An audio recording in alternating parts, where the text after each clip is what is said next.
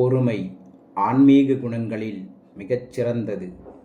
உன்னால் பொறுமையாக இருக்க முடிந்தால் வேறு எதுவும் தேவையில்லை. பொறுமை மட்டுமே போதுமானது. அது மட்டுமே போதும். வேறெதுவும் தேவையில்லை.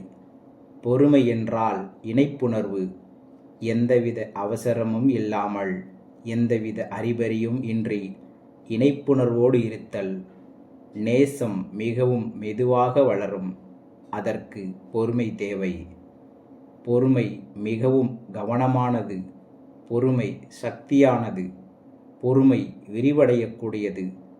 காத்திருத்தல் என்பது மிகவும் சிறப்பான குணம். அதற்கு ஆழ்ந்த பொறுமை தேவை. அது ஆழமான இணைப்புணர்வு. உன் உள்ளிருப்பு குணப்பட தேவை ஒரு ஆழ்ந்த பொறுமை. பயணகாலம் அளவிட முடியாதது. எனவே அளவற்ற பொறுமை தேவை. பொறுமையான மனிதன் தியானிப்பவனாக மாறுகிறான். ஏனென்றால் அவன் உள் வாங்குபவனாக மாறுகிறான்.